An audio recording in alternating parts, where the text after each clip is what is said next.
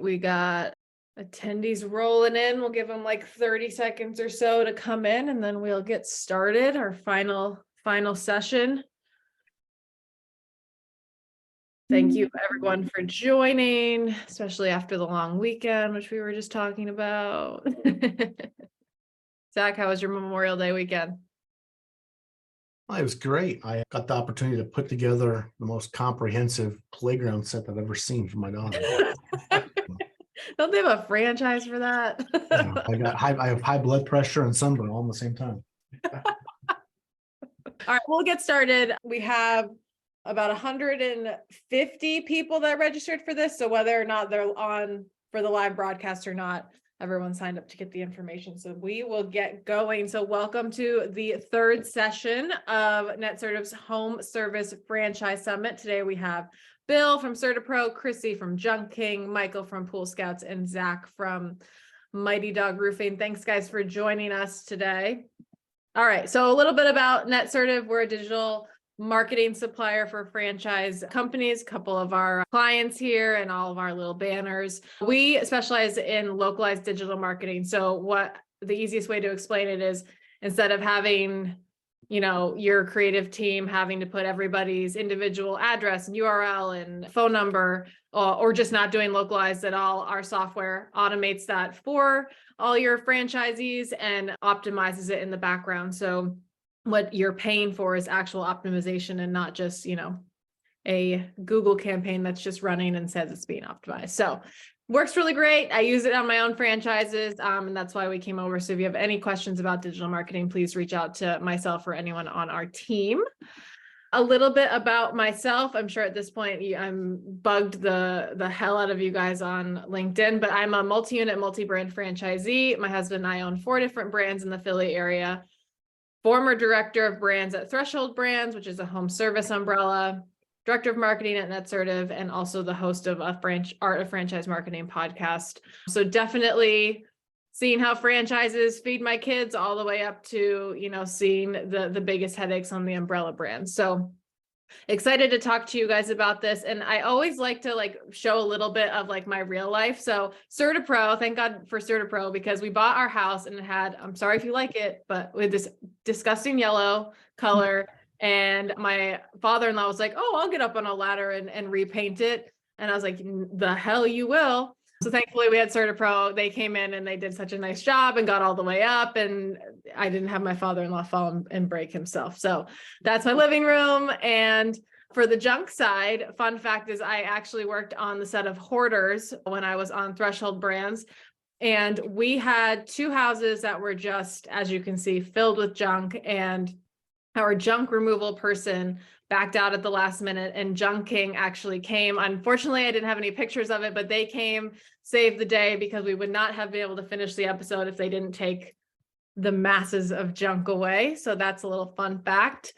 For roofing, we had a tornado, as I just mentioned, come through about a year ago, and I live in Pennsylvania, so that's unheard of.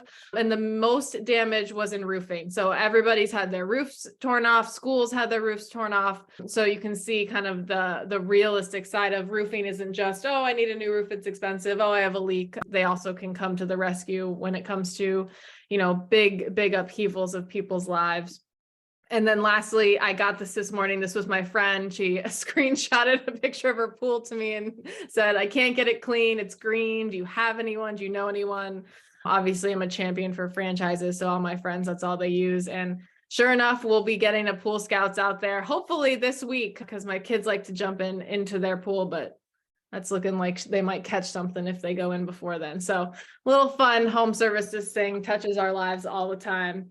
And without further ado, we are going to start with Bill. Bill, thank you for joining us. He is the Vice President of Operations over at CertaPro. Bill, take us through a little bit about your background and then about CertaPro for service brands and some of the challenges and benefits you see of your industry. Yeah, appreciate you having us here today. So a little bit about me. I joined CertaPro as the Executive Vice President of Operations in September of 21. Prior to that, spent about 18 years with the Sherwin-Williams Paint Company, most are probably familiar with. There I held a number of roles, kind of started out of school, store manager, sales rep, district manager, ran a national account team, and Worked closely with CertaPro for about 7 or 8 years there in that tenure. And so they brought me aboard in 2021, which, as you can imagine, pretty big shift going from corporate America to franchising, but absolutely love it. Love the opportunity we're creating for our franchise owners and the experiences that we can deliver for sounds like folks like yourself. Getting up, my father-in-law doesn't fall. So yeah, I'm with CertaPro. For those of you that aren't as familiar, we're the largest franchised residential and commercial painting company in North America. Currently have about 350 locations, about 18 or so of those up in Canada. We are part of First Service Brands, which is a Toronto-based company. They're the leading North American brand in property services. So some of our sister companies include Cal Closets, Floor Coverings International, Pillar to Post, which is an inspection company, Paul Davis Restoration, and then TLS, which is kind of our outbound inbound call center that helps support the franchise owners.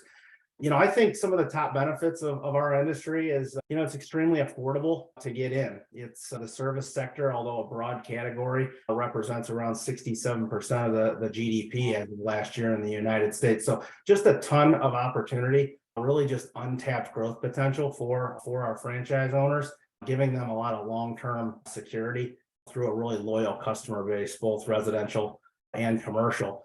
Again, low cost, high reward business to get into versus some of the restaurant or brick and mortar type franchises. Really, all you need is a small, home office or side office to really get started. And then most of what we do is out in the field with the customer. So although we can swing and we do swing slightly with the economy, the thing about painting is there's always a need. Most people think of painting on the aesthetic side, right? Making a living room or the outside of the house look beautiful, but it's also asset protection, especially on the commercial side of things. So even though things might, sort of slow down or uptick as the economy changes, we feel there's a ton of opportunity and always something to paint.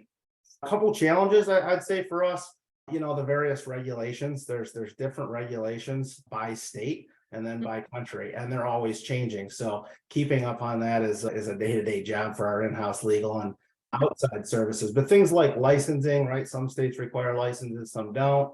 The lead paint removal and disposal, obviously anything that's pre-78, we've got to be very cautious on the lead side. The asbestos safety laws, and of course, worker safety, all changing daily and all just a very important part of the business, but they do bring challenges. Labor, I think probably everybody on the call here will talk about labor, whether that be our trades folks. Less and less people have been coming into the trades. The son of a painter and then the grandson of a painter, just that's changed with the generation. So we're not seeing as many people come into the industry. So that's something that I would say keeps us up a little bit at night. And then just retaining the right people. As our franchise owners scale, they need good quality associates in the business, salespeople, production people, and obviously there's a lot of opportunities out there. And so just finding and retaining the right people.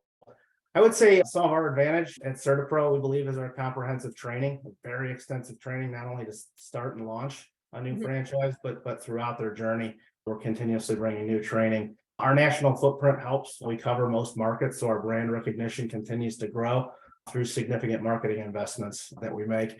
And then lastly, although always an opportunity, I feel our technology side of the business is definitely a competitive advantage over much of our competition, specifically non-franchise businesses. That's awesome. And Bill, I'll ask, we'll get into this a little later, but I actually went to their headquarters once, and they have the most incredible training facility. I think in the back of their home office I almost call it like a little town where they have all of these different, house facades and internal bathroom. Like I literally could take my kids there and they could just play house for days to train employees and franchisees on the best practices. And then I'll also ask you, they have spending on your technology, this incredible dashboard that you guys can see across the system to help kind of benchmark and see, ebbs and flows there. So thank you for that, Bill. Next, we got Chrissy Russo, Junk King Senior Vice President of Marketing, and they were just recently acquired by Neighborly, a small brand you guys may have heard of. So Chrissy, take us through a little bit about your history and, all of the things about junk. Yeah. So I am very similar I came from the corporate world. I was in HR services for 15 years. So I was on the staffing and recruiting side in the corporate marketing area, kind of grew my career from there. And it just got to a point where I felt like I had done everything when it comes to, for the lack of a better phrase, selling people. I was over it. The economy is going up and down with different hiring strategies and trying to get that out there. I was just kind of like, I'm done here. And Junk King kind of came up with this opportunity as they were owned by private equity before Neighborly. And it was a really great opportunity to come in and try something completely different. Now, I say that I started in December of 2019, so we can all understand what happened in March of 2020. So joining a new industry, franchising, which was very new to me, and then having the world shut down was amazing. Also coming from a B2B situation primarily, a B2B2C to a consumer model was new for me as well. So it was like fight or flight or like whatever that is, try to get into it and figure it out. But the fact that Junk King was very nimble at the time, still are, made it really awesome because we were able to be first to market with a lot of our messaging. And one of the benefits that I'll get into of Junk King and junk removal is that everyone has junk. And it's not secluded to one demographic, gender, role, whatever. Everyone has junk. And if you were all sitting at your house like I was, you were staring at it. And you were like, this has to go. So I was the demographic, I was the buyer. It was real easy for me to market that quickly. And what we've seen of Junk King too is that not only are we pandemic proof, we are recession proof. So as the economy kind of shifts and does its thing, everybody kind of still has the need for junk removal. But it has been fun. It's been a fun ride. With the Neighborly acquisition, it opens up a lot of doors for us from a marketing perspective to push our brands. Junk King is the second largest junk removal company in North America. I won't speak to the guys who drive blue trucks, but we are climbing and gaining market share. We have over 170 locations in the United States and Canada. And that number is growing quickly here now with the Neighborly kind of a backer. So we're looking to take over even more in Canada and the United States. In terms of benefits from our industry, being backed by Neighborly helps, but we are similar to CertaPro. It's a low cost of entry and a quick startup. It really takes 6 weeks for you to sign the dotted line and be up and running. All you need is a truck and a warehouse, and everything else is provided on our end in terms of all the technology. We have a proprietary piece of back-end software that just really helps you understand the business, what's working, what's not, and pushes you forward really fast. So those are kind of the simple benefits of becoming a Junk King franchisee. And then the ability to help really quickly. So we do a lot of different mechanisms through recycling. So we are known as a sustainable junk removal expert, if you will. So a lot of customers will find us from the national brand perspective simply because we do have a sustainable approach. They know that their items are going to get repurposed, donated, or recycled, and they'll tend to come to us regardless of price based on those value propositions. So it's been very effective in our marketing strategy, and it resonates with potential franchisees. They want to be a part of something that's bigger than them and that leaves the world a better place than when they found it for their children, grandchildren, and legacies beyond. We do have a few different revenue streams as well. It's not just a big truck. We do offer dumpsters. We have a third revenue stream coming. I can't speak to that right now, but it is coming out. So we are really excited about that play as well. In terms of challenges, I think the theme's going to be pretty consistent. Labor is our number one challenge for sure. We don't have a skilled trade situation. We need a driver and guys that, even women, that are strong enough to haul and load things on a truck. But due to the nature of the work, it's high intense labor. We do find it very challenging to consistently get employees for the different locations. I did say that we were recession proof, but it doesn't come without its challenges. So being able to be nimble and swift with our messaging, capture the customer where they are to ensure that jobs hit everyone's calendar is kind of the biggest challenge, even in a good economy, and making sure that we're always top of mind. Again, we got to be ahead of those guys in the blue trucks and trying to compete with their huge marketing spends. And we're not all over TV, we're not all over radio. So how do we compete? So that's always a challenge. But other than that, I mean, labor will always be our number one. If we don't have guys manning those trucks, we don't have consistent workflow, we can't do the jobs. Totally. And empathize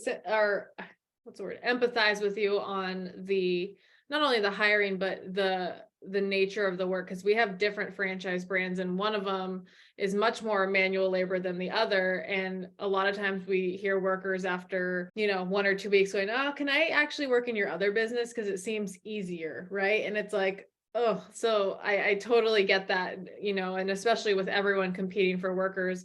I drove by a Burger King yard sign. I think I mentioned this before and was like, free iPad if you work, 1 full week. And I'm like, if you're going to work at Burger King, get a free iPad. And are you going to like work for our cleaning company and not get an iPad? I don't know. So totally understand the struggles there and looking forward to hearing what that new revenue stream is coming soon.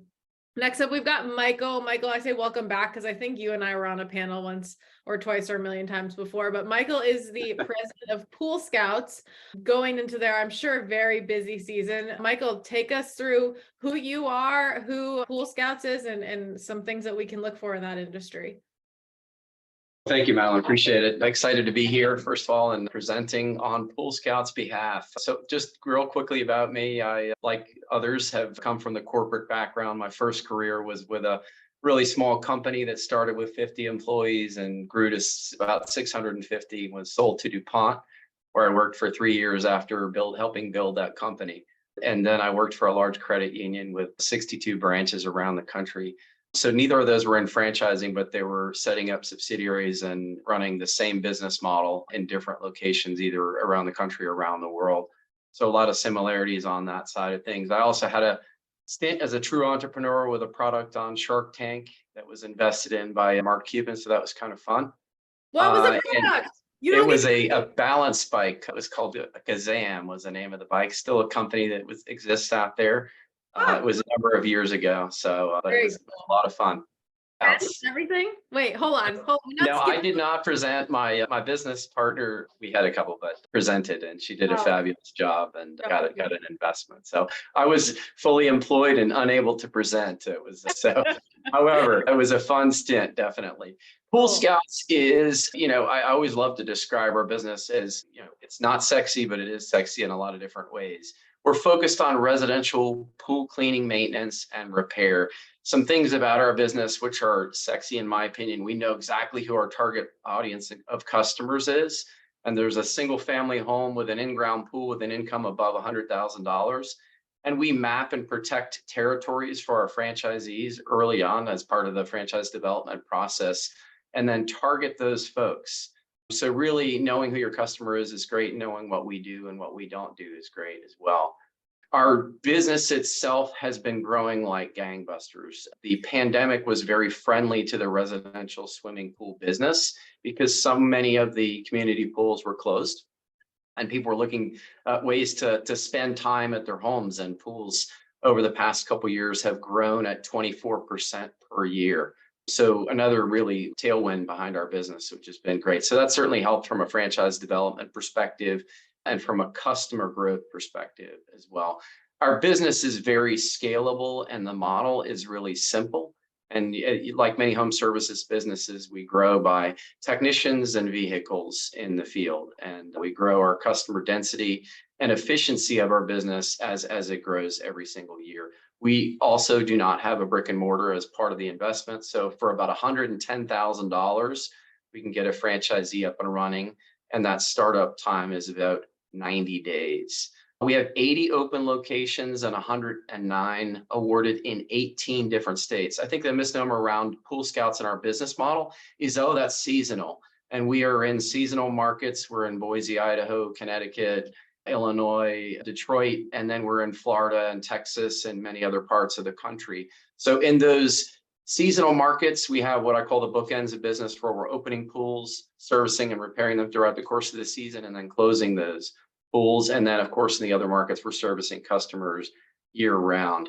The residential pool market is 12 million residential homes with pools. So, and it is growing, like I said, at a really substantial rate. Last year, we serviced over 11,000. This year, we expect to service between 18 and $19,000 or 19,000 pools in our customer base. We are part of Buzz Franchise Brands. Buzz Franchise Brands has 4 brands in our family, including Pool Scouts, British Swim School, Home Clean Heroes, and Grand Illuminations. We had a brand called Mosquito Joe that we sold to Neighborly as well back in 2018, and then subsequently made an acquisition in British Swim School in 2019 as well. The top benefits for our industry are really the predictability and the scalability of our business model, the fast growth in pools across the country, not just in warm places, but everywhere.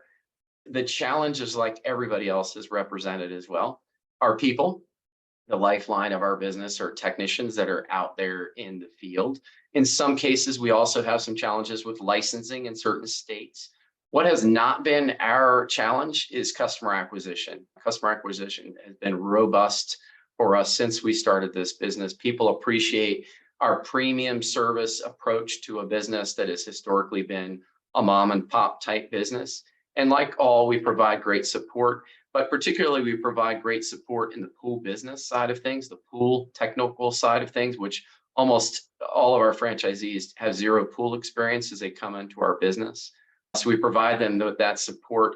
And then we, as Buzz Franchise Brands and as Pool Scouts, are extremely data oriented, and we provide through dashboards and data to help our franchisees make great business decisions, and we support them in doing so. That's great, Michael. And it's interesting with pool service because with most industries and even, cleaning, there's always the people out there that like to do it themselves. Oh, I enjoy cleaning. Oh, I enjoy, painting or, decluttering. But I don't think I've ever heard someone be like, oh, I can't wait to open my pool. I can't wait to close it. I can't wait to clean it. Like even the lawn, you've got the dads that are like out there with their New Balance or like, I'm mowing the lawn today. Like I have never heard someone that's like, yes, I can't wait to shock the pool. So, definitely have that pain point locked down. And last but certainly not least, we have Zach from, I'd say Mighty Dog Roofing, but he's actually the founder of Horsepower Brands. Zach, welcome. And, Zach is getting over the hangover of having to put together a child's play set. So if he's a little bit beat, that's why. But Zach, take us through a little bit about, Horsepower Brands, Mighty Dog Roofing, and who you are. Yeah, thanks for having me. So Horsepower Brands is a portfolio company. We have 7 franchise brands, all in the home service space. Mighty Dog Roofing was the first concept under our umbrella. And so my partner and I, we built 2 brands prior to this, one in the tree service space and one in the roll-off dumpster space. And we were fortunate enough to sell those, one to Belfour Franchise Group and the other to Authority Brands. And that led us down this path to start a portfolio company where we could take founding locations, do an acquisition, and then grow them aggressively across the country. And Mighty Dog Roofing was the first brand under that portfolio. And we awarded our first franchise location in February of 2021. And fast forward today, we're about to break 500 territories across the country. So we went from 1 location to 500, and we're really disrupting the roofing industry. And we went into that business with a different approach where our vendors and national suppliers thought we were crazy. We wanted a retail roofing business that could capitalize on insurance opportunities versus all of the competition, which was an insurance-based roofing business that could also try to figure out retail along the way. And in that model, what you had was these ebb and flows of revenue where you couldn't build a sustainable business. So we went out and built a retail roofing model across the country that could then capitalize the same as any other business on the insurance opportunities. And that's led us down a really successful path. Our most current FDD, over 50% of our franchisees achieved 1.9 million in revenue in the first 2 years of business. And so we're getting brands off the ground and getting them off aggressively. With Horsepower, this being our first brand, we went from 0 locations really to almost 200 in 12 months. And when you do that, there's very few vendors that can support you. And when you think about as a franchisee, you want solid support. And as the franchise brand grows, that support should get better. What we found is because we were growing so aggressively, our vendors were providing a support that would get diluted as we grew because they couldn't keep up with our pace. So at Horsepower, we vertically integrated where we started acquiring a lot of our vendors. So at Horsepower, we own our digital marketing agency. We own a recruiting company that helps our franchisees find the right people. We own a call center. We have a fleet acquisition company that helps franchisees find vehicles and pieces of equipment. We acquired a data analytics firm to do all the data analytics and create all of our dashboard monitoring systems. And the list goes on. Right now, we have 15 entities under the Horsepower Brands umbrella between franchise brands as well as supporting verticals. And this gives us an advantage at Horsepower is because we're able to provide a service to our franchisees at a lower cost because we own the brands. And because we know what those brands, the growth cycle of those brands, or when we award a location, we now know that we're going to have that location open in under 125 days. So we can start investing in our key shared service lines well ahead of when they reach that capacity. And this has really allowed us, I think, to differentiate ourselves where our recruiting agency, for an example, will recruit an entire staff for a Mighty Dog Roofing franchisee for less than $2,000. So they go out, they post the ads, vet the candidates, set up the interviews, just like a normal recruiting agency would, but for pennies on the dollar. And I honestly think it's too cheap to date. But when our franchisees find better people and have that confidence, it allows us to award more locations to the right people, but also helps them find better people that are going to be running the business for them on their behalf. And so at Horsepower, the only other thing I would say that's really attractive is we do an acquisition and we want to be in the home service space and we want large average unit volume brands. So when you look at our brands, we're in insulation, we're in painting, we're in lawn care and outdoor services, et cetera. We want concepts that can produce a lot of revenue. And because we're doing acquisitions of industry locations that have one location, we have a lot of open territory. And so what we believe is to create the most amount of wealth for our franchisees, it's not them owning more territories, it's them owning more brands in the same footprint. And this allows them to have their own portfolio of brands that can leverage the same real estate, the same equipment, same people, cross-market their customer base and become much more efficient and create more EBITDA, which at an exit, which would give them a much better return on their overall investment of capital and time. And right now we have about a dozen franchisees that are multi-brand operators, a few of which that have just achieved their third brand. And this is really exciting where we're getting franchisees that are building their own portfolio companies within a portfolio company, which I think is really unique in franchising. That's great, Zach. And I'm not even going to get into challenges because I've got questions for you, because I think that this is definitely, like you said, a different way of doing things. And it seems like, I mean, you guys are the only ones that I've ever heard that can have successfully grown this quickly. So, that's incredible. And we'll get into that shortly. So now on to kind of our real discussion for the day is, each one of you guys specifically in your industries, and obviously as an umbrella brand as well, are dominating the home services on both a local and a national level. And Michael, I want to start with you because you mentioned how you guys have both, the seasonal bookend franchisees. And then you also, on the other hand, have people like in Florida and Texas that need that year-round service. So how do you, lead the way for your brand that can have, night and day operations to ensure that, all of your franchisees are staying, number one in Google, growing, when it can, like I said, be vastly different in how they operate?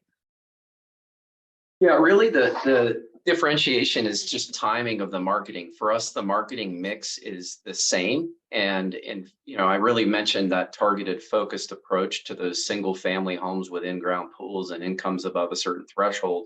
So we call it the three-legged stool. We do direct mail to a very specific targeted market of those pool owners. We do digital marketing, including both the SEO side, which we do in-house, and then the paid side, we work with an agency. And then we do the community-oriented marketing by supporting the franchisee on their initiatives. So the timing of that marketing might be different in the seasonal markets versus the year-round. So for instance, right now we're in the throes and kind of towards the end of the pool opening season in Hartford, Connecticut, or Detroit, Michigan, or Chicago, Illinois, whatever it might be. And then, the snowbirds have left Florida and have moved north. So maybe the market in Boca Raton might be slowing down a bit, but then comes, so we have some seasonality and the change in timing of the marketing, but it's still to that super targeted specific audience. What we found, however, in the seasonal markets is opening and closing season is a massive, unbelievable customer acquisition time because, as you pointed out, nobody really wants to do that service themselves.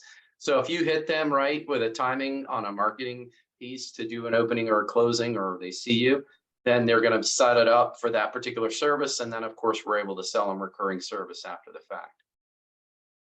And do you find in the customer acquisition, because we have a seasonal pest control business, and it's more of an emerging brand, but we get nervous almost at the end of the season and in the beginning of the season because that customer retention has such a long cycle. Do you guys see that in pool at all? Or is it typically once you get a client, they pretty much stay on with you no matter what? Provided we provide the excellent service that we profess, we keep them. So as an example, if we've recruited customers for closing season, we're going to schedule their opening already in the springtime in the seasonal markets. So we go ahead and get that service set up. And then, of course, we have the opportunity to sell the recurring service. For us, over the past years, we've seen consistency in share of the wallet growth, in recurring customer growth, and in customer value overall. Last year, our value per customer across the entire franchise system was north of $1,300, and we're already up $150 year over year in average value year to date. So we're providing more services each year to the same customer base and then growing that customer base. So it's a good mix. But really, once we get somebody in the door, and we're selective on who we get in the door. We don't want the do-it-yourselfer who wants that one-time repair job. That's not, we really steer our franchisees to say no to that business unless they have the opportunity to sell recurring service. That's great. And you mentioned, what that ticket cost is. And Bill, I'm going to pass it over to you because with painting, you have, I think, such a wide delta in terms of the smaller jobs to the huge commercial jobs. So talk to me about how you guys can kind of build a model around that, because for most franchisees, they're looking at a much smaller, ticket price for their service, and painting seems to be the opposite of that. So talk to me a little bit about that. Yeah, you're absolutely right. I mean, the ticket price changes not only residential to commercial, but it changes significantly by market, right? If you're in Westchester, New York versus, Detroit, Michigan, the job size changes based on the type of homes and the size of homes and so on and so forth. So we build our model specifically around residential, right? Given that there's a lot more consistency in how you approach a residential home, what you can paint. We started as a company painting exteriors, but there's way more than painting exteriors, right? There's, of course, the whole interior, like your home that you pointed out. There's decks, there's garage floors, there's cabinets. There's a lot of ancillary services that you can add to. But we like to get the franchise owners started and build the business model around just the painting, right? The exterior and the interior painting. And we sell it accordingly based on average job size. Once they get their legs under them, usually, a year or so, depending on how experienced they may be. Then we start to introduce them to commercial, and that's where you'll see your job size grow substantially. I mean, you can do a small commercial project, which is like painting a house for $4 or $5 grand, or we have franchise owners bidding $500,000 projects, which skews their numbers consistently. But the residential is a lot more consistent, even though the changes in the market. So we focus on building a model around that first, and then we have them add those ancillary services as they get more confident.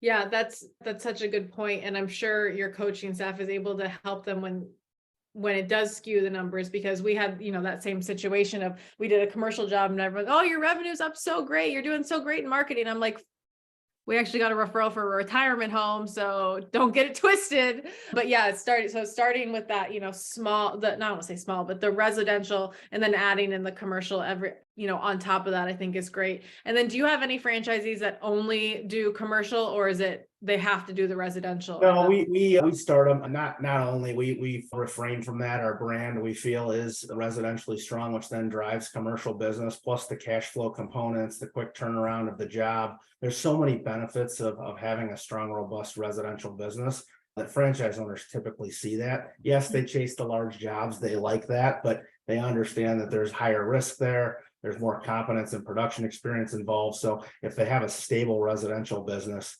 then they'll ideally do better at commercial. So most heavily weighted we'll see is about 75% commercial to 25% res, but as an organization, we're flip-flop, we're about 65, 35. And you had mentioned some of our technology earlier, and we break those two businesses up, almost completely to look at our KPIs so that we can coach a business so that they don't get blinded by skewed results with a large job or just a good run in a month or something like that. That's great. And I think one of the biggest takeaway from you and Michael is that you're confident in saying no, I'm not just going to sell you a franchise because you want to do commercial, or Michael saying, no, you can turn down business that's just going to take time and a heavy operational lift that's not going to be recurring. Bringing in the right client and the right franchisee is so important and imperative to not only, making them successful, but the brand as a whole. I think a common misconception is anyone can come in and as long as you follow the model, it'll be fine. And that's realistically, that's not right. Just because one puzzle piece fits doesn't mean the whole thing's going to go together. Now, Chrissy, you have a different take on this, because I think with your different revenue verticals, in terms of you have the full service truck that takes it away, or you have the kind of DIY dumpsters, how do you market to that? Because ideally it seems like it would be a similar customer in a different circumstance, or, talk to me about how you are able to, co-market those and have them both be successful, when to me, it seems like, who's completely on the outside, I could go one way or the other. Yeah, so it really depends on, from what I've seen, I literally personally have a dumpster at my house once a month, because I don't know when I'm going to need or have the ability to get it all together. And it can be overwhelming to have a truck come if you're not ready. It's like, what do you want us to take? And it's like this, that, and the other, like the whole house. Yeah. And my children. Yeah. So it's really that simple. Like, do you want somebody to just come in, take care of it? You don't have to lift a finger. It's just gone in 15 minutes. Or do you need more time? And so that's kind of the talk track, because we have anywhere from 3 to 7 day rental options for you, or even same day. So and they're not in all markets. So we've had a really awesome beta with our messaging, because we can just try it out in the limited markets we have and then go from there. In the dumpster space, which Zach could probably speak to, is really competitive. Mm-hmm. Like, so how do you differentiate yourself from the waste management companies all to the different roll-off dumpster companies? And ours are smaller. So like we can kind of tout a 12-yard dumpster, not the 18 or 20-yard. It fits in your driveway. So it kind of makes it an easier sell. But to your point though, like there is a very fine line, because we do not want to cannibalize the full service jobs. They are higher in the ticket price. Dumpsters are generally less expensive. And we have typically used dumpsters as a save a job. Like, oh, you are not okay with the price of this. We could drop off a dumpster and you could save some money. So it could kind of be a last ditch effort to save the job and just get that job on the calendar and get revenue coming in. But there are a lot of different marketing tactics we take where it's dual purpose for all of our pieces, from direct mail to the websites to landing pages.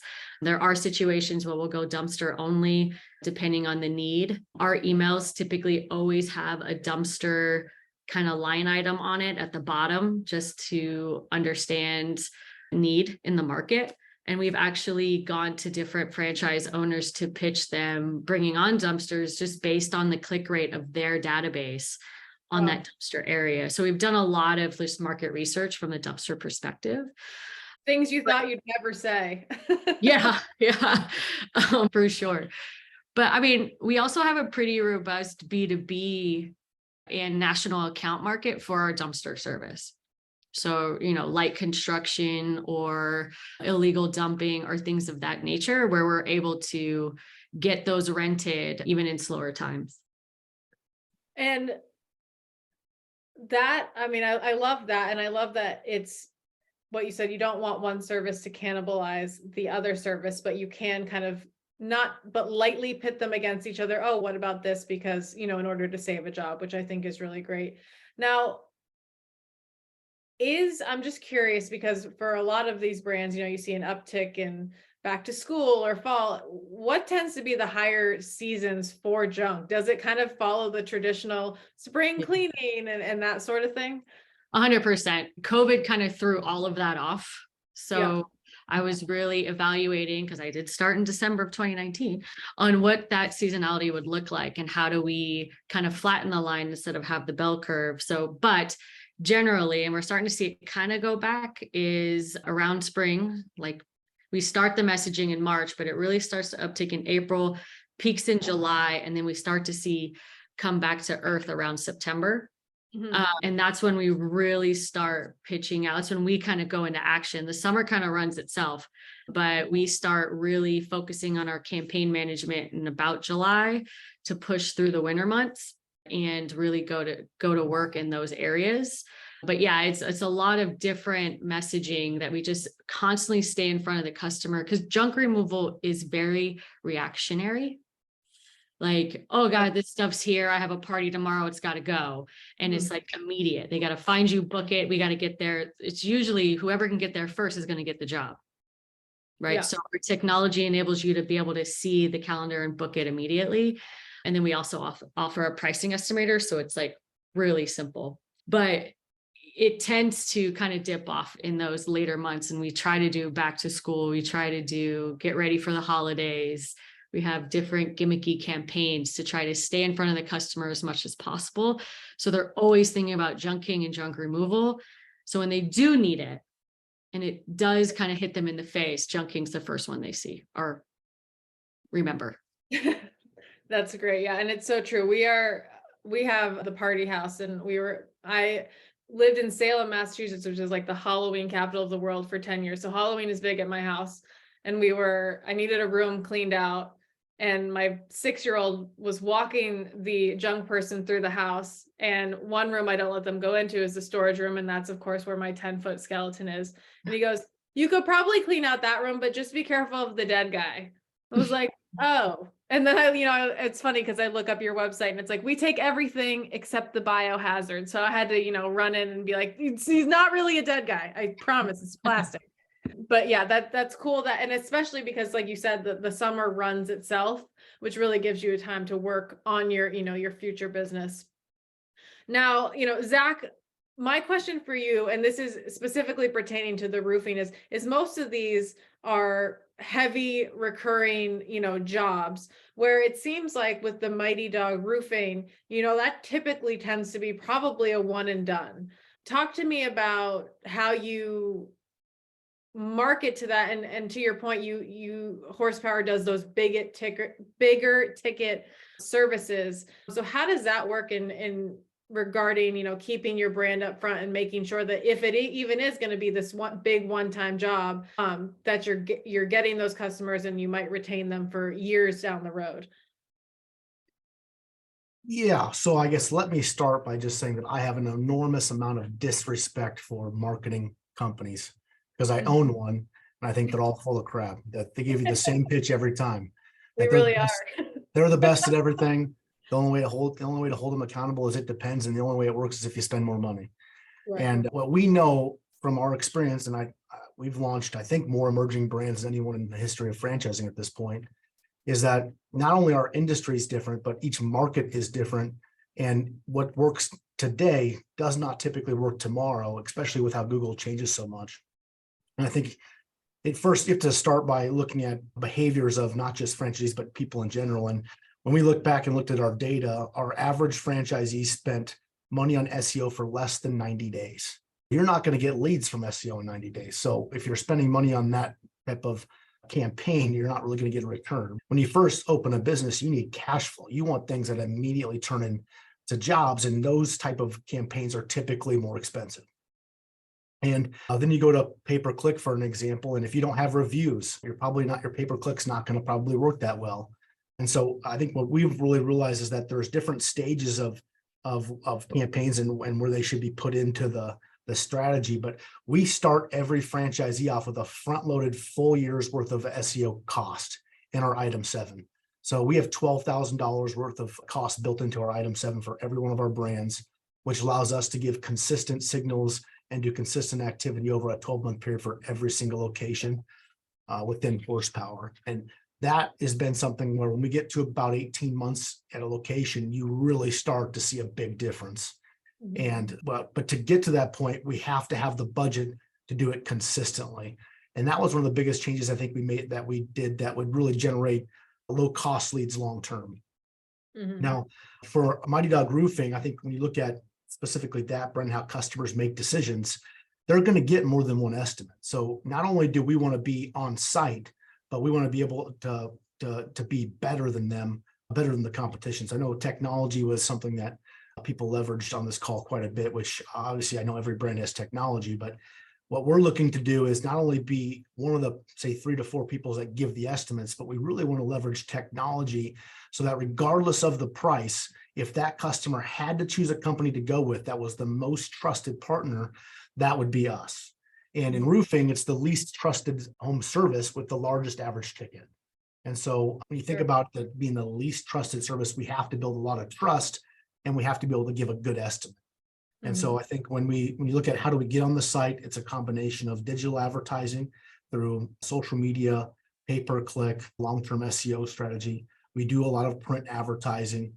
And one of the other aspects I think that we do, and it's because we have the capital, is we invest in about a 6-figure video series. And so it's about $100,000 production where we have a main ad and then we have retargeting ads. And these are where we're getting sets built and we're hiring actors through some of the companies and we're producing really high-end type of feel videos that our customers can see, which helps us brand and not only get customers, but convert more of the customers that we get to our website and Facebooks and LinkedIn's, et cetera. And that's something that we basically pay for that before we even launch a brand or have an FDD. And then each franchisee pays around a $5,000 fee one time to be able to fund that and then future ones. And so I think allows our franchisees to get into a market early, but have some of the best video branding advertisements in the market because of the capital that we've invested into the brand. So I went kind of all over, I guess, but I mean, it's not a one size fit all. So you have to know that not only are people different, and some franchisees will spend more money on certain areas that they're more comfortable with, but it's got to be, there's not a silver bullet. You have to do many different things from a strategy and a campaign standpoint and do them all fairly well for it to work effectively. Yeah, so 2 things on that. I really like that you put the importance of, a professional video to help with touch points up front. And, it's a one-time charge up front, because I think a lot of brands struggle with, oh, I have to do video. Oh, it's going to be a big cost. Oh, maybe I can do it in-house. Oh, that sort of thing. So I think one of the most important things is video is just making a call and going for it. You're either going to spend a lot of money or you're not. And there is much to be said about those kind of homegrown iPhone videos versus not. I always say on the franchisor side, it needs to be professional. You need to shell out the cash, have a legit, company do it, edit it, and then let the franchisees do a little bit more of their own personal take on it, because kind of people want to see the owners. They understand that this might be in a day in a life, but when it comes to your global brand, it needs to be polished. Now, I want to challenge you a little bit on something that Horsepower Brands does, because for my brands, I have an internal, we also have a marketing company that we're co-owners in, and they do marketing for one of our brands. We have Scorpion that does one, we have Netsertive that does one, and we have an in-house team at the franchisor that does one. So I see the full gambit here. And you say that you're able to support your growth because you own your digital marketing company for all your brands. Now, how do you fight any sort of pushback that you're not doing it well enough? How are you making sure that you're auditing your systems? Because a lot of the times with vendors, you can pit them against each other, or franchisees with, the personalities for days can pick and choose, where what they want to do. But when with horsepower, and you're kind of providing it in-house, but also as a vendor, how are you having those conversations, especially if there might be a system or brand that's not doing as well? Yeah, and that's a great question. And I think one of the best things, and I was a franchisee, and I think one of the best things about franchising is not the franchisor, not the support, but the culture of franchisees and the best practices that they create that can be then put into the community, then perfected, is where a lot of the power comes from. And so for us, we've used Scorpion from in the past. We've used other agencies, and where we really came is that, and with our knowledge, is that we started holding some of our external vendors, including like a Scorpion, accountable just like they were a department through our, what we call Traction or US. And what we found is that there was just no accountability. And so when we basically partnered with the company that was a kind of a replacement, and they were so transparent and made me want to puke, and how they were going to do things. And we basically ended up acquiring them to really start with that culture. And we launched our marketing agency. That's a fixed fee model. There's no commissions. So where in a typical agency, you're going to pay a fixed monthly cost, and then you're going to pay 20 to 30% of your overall spend to the agency. And you're going to have a considerable amount of spend to make that really work. And so for us, we do two different, I would say, approaches to answer your question. Number one, we're hiring consultants, outside consultants, for almost every single activity. For example, for GBP pages, you can go out and you can pay $10,000 to $15,000 for a consultant to 3 different triple diamond Google rated advisors, and they will all say something completely different. Sure. It's unreal. So then you have to basically evaluate, which strategy you're going to use, or a combination. And so we hire a lot of outside advisors and consultants for each one of those. And what we know is that the best people in this industry are typically freelancers. You're not going to be able to hire the best person for PPC to work for your company, because that's just not what they're going to want to do. And so by leveraging a lot of the outside consultants, because we have so many franchisees and we have the consistent monthly revenue, we can invest in a lot of that type of advisory type support. On the flip side, I was a franchisee, and you just might want to work with another company because you want to. So we do have approved third-party options that follow our protocols, that we have access to the data. So we know, are they being held accountable or not? And that's the biggest thing, is that I don't care about clicks. I don't care about website visits. I want to know, because we own the call center, how much money did the franchisee spend? How many leads they get? Did they convert to appointment? Did that appointment convert to a closed deal? And when you can follow that all the way through, that's where you can really have accountability. Right. And so that's where, to answer your question, we spend a lot of money on the back end through consultants and advisors. And on the other side, we have third-party options for them to still use that would be just like an agency, that follow our standards and processes, so that we can at least have the accountability. That's great. And I love your point about accountability, because, I was on a call recently with someone who wanted to work with Netsertive for franchise development.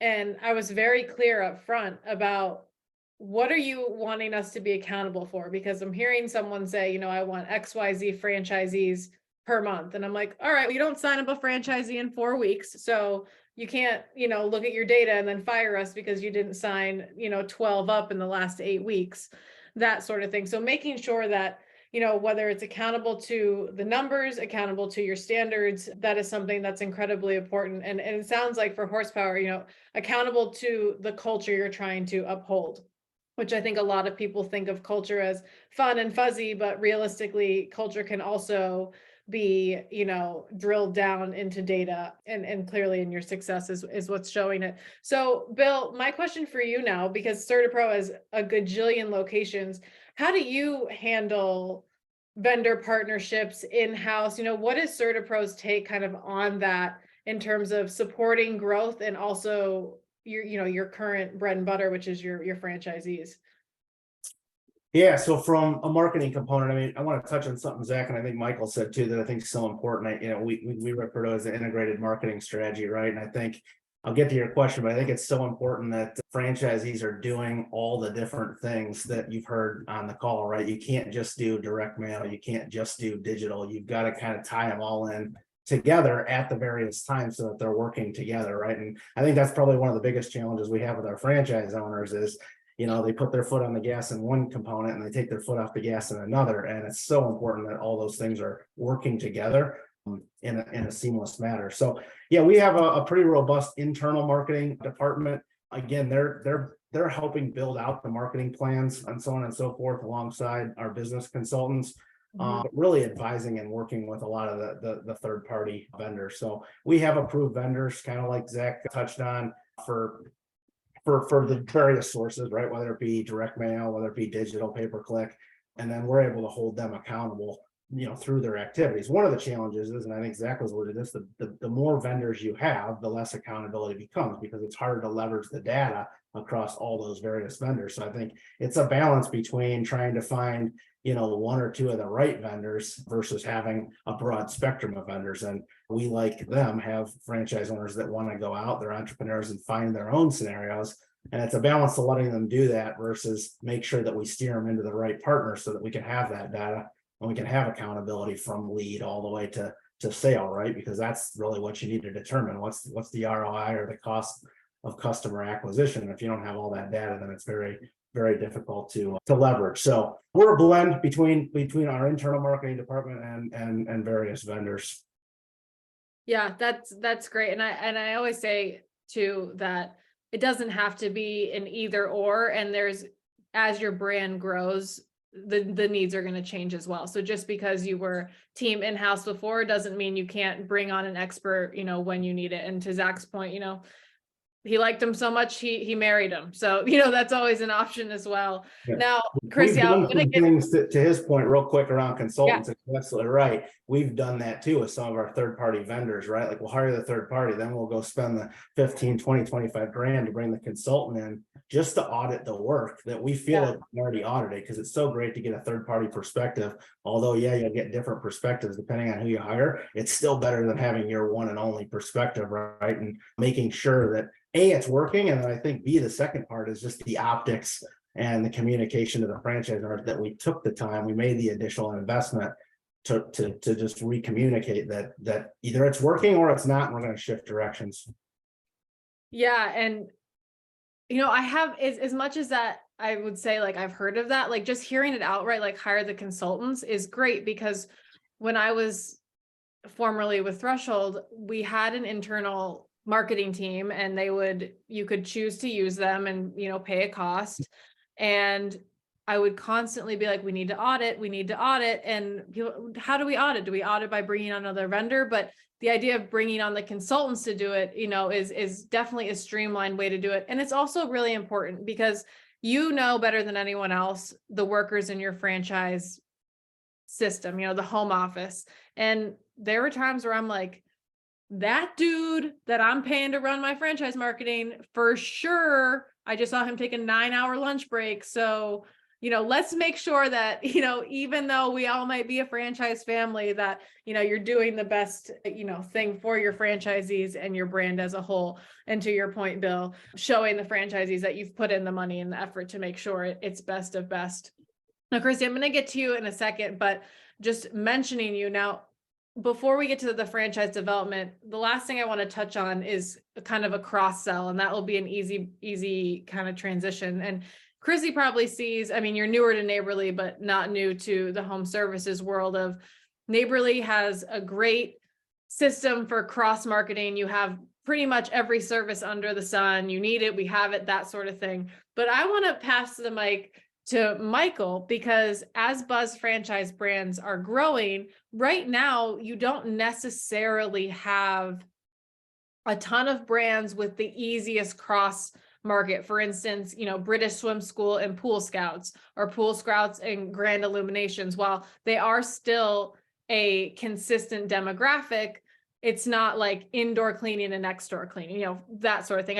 I know you have Home Clean Heroes, but talk to me about how you're starting to work with maybe the other brand presidents and Buzz as a whole to hone that system, so that as your brands grow, as your acquisitions grow, you're able to do that. Yeah, that's a great question. So far we have our newest brand, which is Grand Illuminations.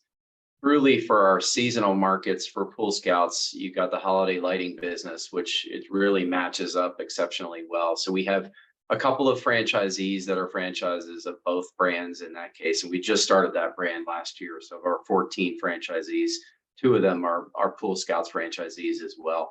And then we have 2 Pool Scouts franchisees who are also British Swim School franchisees, both of which came from being British Swim School franchisees to being Pool Scouts franchisees. So we've started to, to cross market our franchise opportunities.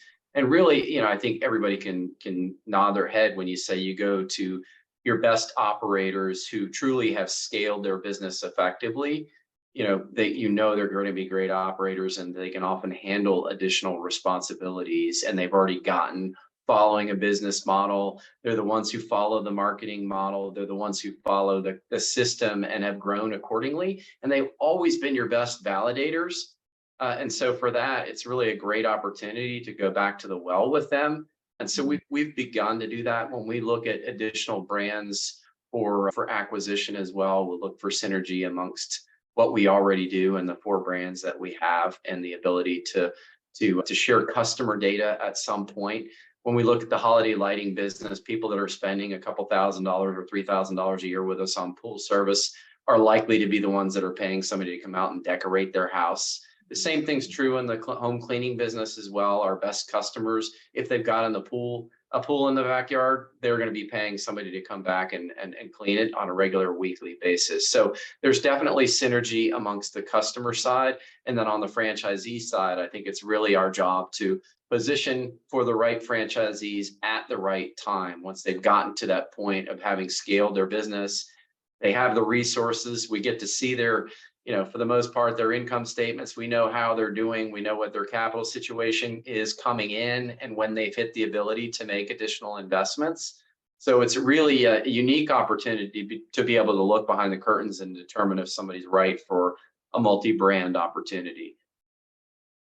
Thanks, Michael. And I love the idea of, positioning your acquisitions and your brands to your current franchisees. I talked to Jonathan Massey over at Wingstop and Josh Liggins at Dunkin' Donuts. And you think about that and you think, we're running low on territory, even if it's not protected territory. There's a Dunks on every corner. And they say, when we talk about expansion, we're really talking about our current franchisees. And that's the main focus, especially for companies that have thousands of locations. And I think it's really great to see that with you guys in the home service space, because you're right. The people that are already in your system and doing well are the people that you want to keep there. So, having a focus on not just bringing in new people, but positioning your current franchisees to grow even more in cross brand, I think is a really great thing to focus on. And, as we talk about Fran Dev now, Chrissy, talk to me about how you guys strategize to bring on new franchisees, because I can't imagine anyone, was in kindergarten and said, I can't wait to own a junk franchise one day, right? So as non-sexy as it is, how are you marketing for new franchises, this, great opportunity that they might not have otherwise thought of? Yeah, I think when I first started here, there's a lot of turnover, a lot of resells happening. And it was because of the strategy beforehand, where it was mainly, let's just take the guys we call them Chucks with the truck, and give them an opportunity to scale and grow with a big brand behind them and convince them that this is the right thing to do. While yes, they understood the business and how it works, they weren't necessarily in the mind of this is more than junk removal. They just wanted to get jobs done and go to the dumps and be done with their day. So there was a big switch in attracting a more business-minded, maybe they've owned a business in the past and are looking to do it again, legacy handoff to their family by growing something without having all of the startup woes of doing it yourself. And we found that that's been really successful in just who we're attracting. That's one. Two, really not shaping it as a junk company. We are the Uber approach. We're a technology-based logistics company. And if you run it in that capacity, you could be very, very successful. So, ensuring that your trucks are in a position to be to the customer as fast as possible, the least amount of distance, so you're saving on gas? Is your warehouse close to the dumps that you would be using, or your recycle center, ensuring logistically that works? How many trucks do you actually have? So it really is a chess game. Logistically, not just we're picking up junk and we're sorting through it all and then we're going to the dumps. And I love that kind of switch from, we're not a junk company, we are a tech logistics company, and that's who we want to go after. That's who we want our owners to be, because you're right. If you're looking at more of a tradesperson owner, they're going to have different aspects and different, I guess, ways they would of business. So, honing those personas are super important. Now, Zach, talk to me a little bit about how you handle FranDev for all of your franchise home service brands. I was going to say all of your brands, but it's like a gajillion. So for home services and FranDev, are you focusing on them holistically? Is it individually? And on the flip side, how are you doing that also with, I would say, development acquisition, because you're consistently bringing on new services? Yeah, so we operate our development very similar to what would be called an FSO, or outsourced development, and there's several companies out there that do that. So we operate almost like that, which is, in my opinion, it's a really efficient model where you almost have a separate department that handles the development. Mm-hmm. What makes us unique is that we operate that way, yet we own the brands. So each one of our franchise brands has its own director of franchise development that also has a dotted line to the brand president of that brand. And what I personally like is that if that development rep brings on a person or brings someone to Discovery that probably doesn't fit or that shouldn't be there, that person can walk right over and have that conversation to them, because we're all based in Omaha. And so we have an entire department that does everything from the registering the lead to rescheduling. So everything is done very efficiently through our process. And our goal is to bring on 30 to 40 franchise owners per brand per year, which is extremely aggressive. And so we have to make a significant investment on the brand side to be able to handle that growth. At the same time, we have to have that type of growth to obviously pay for the investment. And so when it comes to doing lead acquisition, we work with lots of consultants out there that like and trust us because we have a great development process, which is really the first feel a candidate has for your brands. If your franchise development process isn't very buttoned up, I look at that as a previous franchisee as I'm losing confidence that if I buy into this brand, they're going to continue to grow the brand. And there's a lot of increased value to franchisees if the brand gets to maturity, gets to that 700 to 800 territories across the country. Your business will typically sell for a higher multiple. You'll get better access to technology and buying power. So when candidates are first looking at brands, we remind them that you want to be looking at concepts that are either going to get to a mature level as fast as possible. And the development arm of that business is a really good representation of what that journey is going to be like.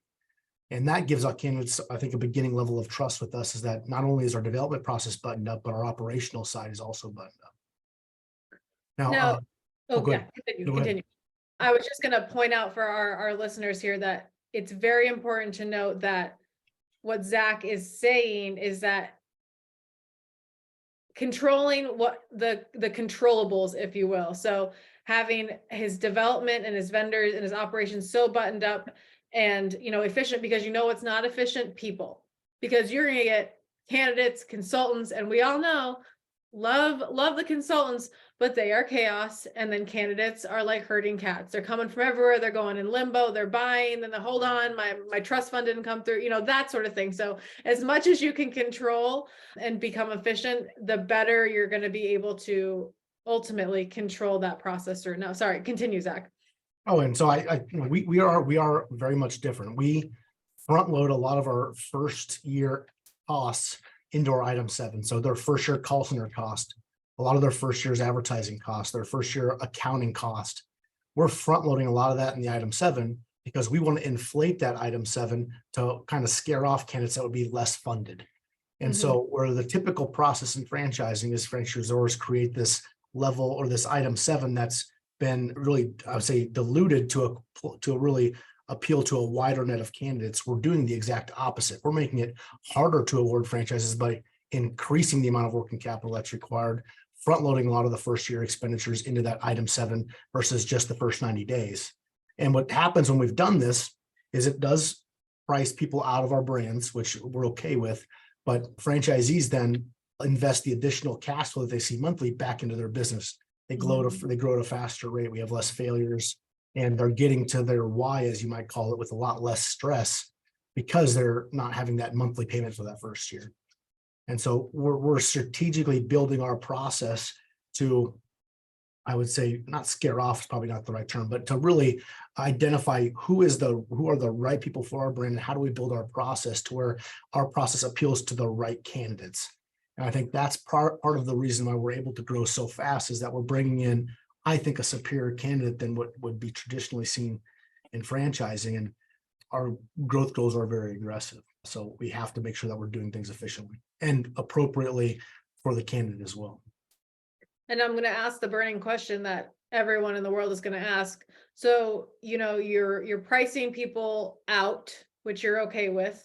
You're hoping to sign on 30 to 40 for each brand. Where the hell are you getting these leads? Where are you getting all of these qualified candidates? Is it just from brokers, or are you also running, these digital marketing campaigns? We do both. Now, I will say that we do really well with the brokers, because a consultant is someone that's been in franchising a long time, and they want to place their candidates with people that they trust. One of my favorite quotes is, good decisions come from experience, and experience comes from bad decisions. I don't know. I'm fairly confident that we've launched and brought more franchise brands from one location to 100 than anyone else in the history of franchising. I don't know if anyone's done it more than 7 times. Wow. And so with that, you get a lot of experience by understanding that candidates are different, markets are different, and how you support those franchisees, not even by region, but even by background, has got to be different. So we invest so much into the front part of our process that allows for improved validation, improved success rates. And I think a lot of consultants out there, that gives them a lot of trust that where they bring their candidates, where their candidates can have the most amount of success. Well, it kind of goes back to the technology piece, is that at the end of the day, every franchise candidate has their why of why they want a business. They want to diversify. They want to take charge of their destiny. They want to do it for legacy, whatever that why is. If they had to choose a company that would get them to their why with the best return on not only their financial investment, but also the time, we want it to be Horsepower. And we just think that we're the widget. So we do everything possible to give them that confidence. And I think when the consultants out there see that, that gives us, I think, an advantage to what other concepts are doing. But we also own a digital marketing agency. So we do a ton of stuff on LinkedIn, on YouTube advertising, as well as on Facebook, to get them into the top of our funnel, and then communicate them down the line of the funnel to get them into our development process. That's great, Zach. Thank you for sharing that. And my last question is, how did you choose, we want to grow by 30 to 40 for each brand? Because I try to talk to brands about this, where you've got the overexcited CEO that's, I want 50. And I'm like, well, where did you come up with 50? And then, you've got the people who say, I only want 2 or 3, when really they could probably grow more. And the reason I ask is because it frustrates me when I hear people that say, I want to grow 50 this year or 100, and not realizing that if they're using brokers, the acquisition is probably minimum $30,000. We all know you cut that check to the brokers, but they're saying, I only want to spend $5,000 a month.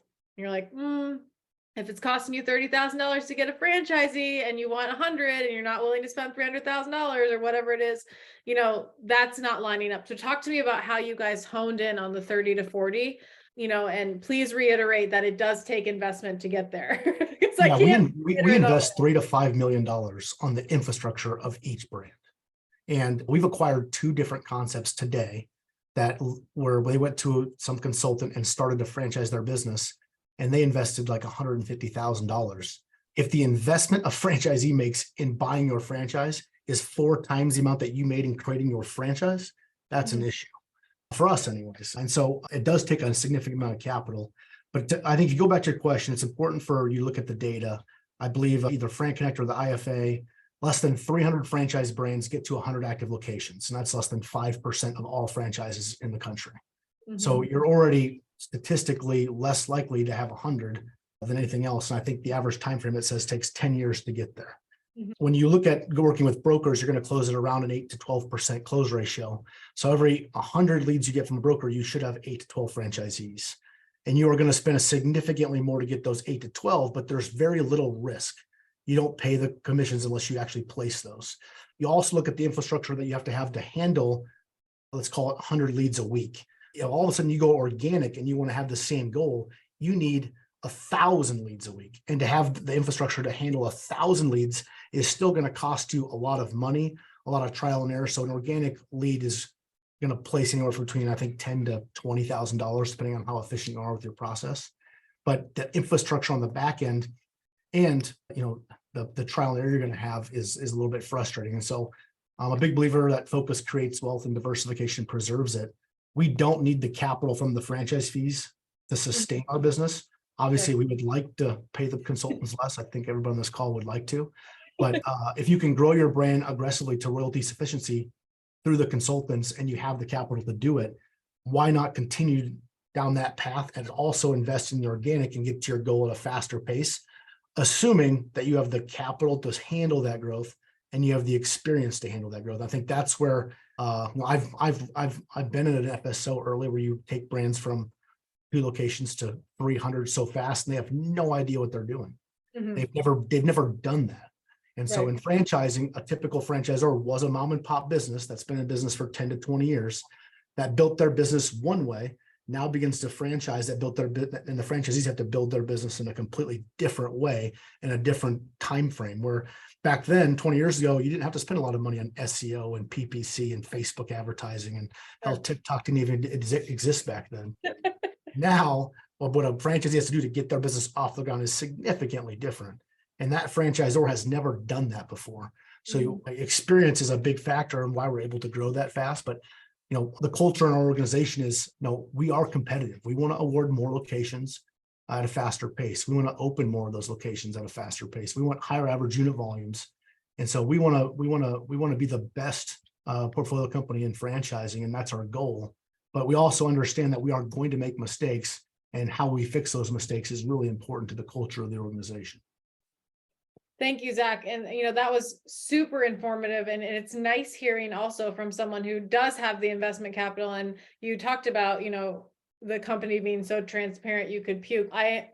You're being so transparent, I could pee myself. I'm like one of those dogs that gets all excited when they see their owner. So I know everyone's definitely going to appreciate that. And to close us out, I know we're coming up on time, but Bill, I want to talk to you because CertaPro, I don't know your goals. I can't imagine you guys are looking to bring on 30 to 40 more because you are, quickly, because you have such whatever the word is, a large number of locations already. So talk to me about how you guys are framing your growth and, territory expansions. How does that work with you guys?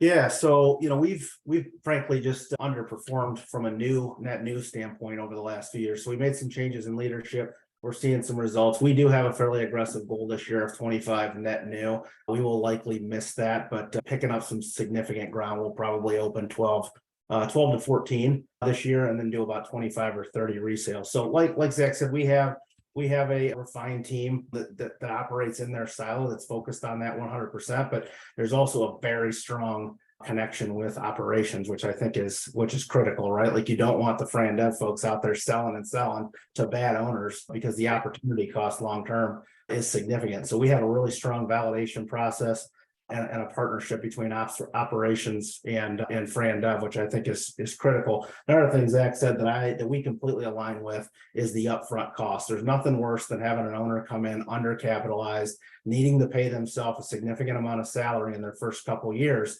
versus investing in the business. And the ones that come in with more capital invest faster, and they perform at a much faster rate. So as ops, we continually press Fran Dev to increase the number on item 7 every year. And we also front load it with a year's worth of costs to make sure that those folks are coming in capitalized. As far as what Fran Dev's doing, no different than what kind of Zach said, heavy broker related. But again, the broker leads are the best leads. They know our business, they know our target demographic, and it's well worth the cost that you pay to shorten that life cycle. But that said, we still do organic and the daily outreach through your various digital marketing platforms. So just really confident in the new leader we've got here. He's coming over from Snap Fitness and has a lot of experience from past brands, and we're seeing performance already. So I think we can get back to that 20 to 25 a year over the next, 5 to 8 years.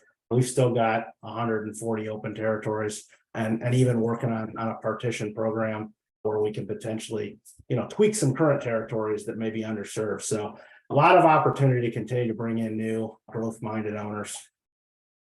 Thanks, Bill. And I think the biggest takeaway is for our listeners is, whether you've got the capital and you're investing millions, maybe you're having a slower year, you've gotten acquired, you're bringing on, new brands.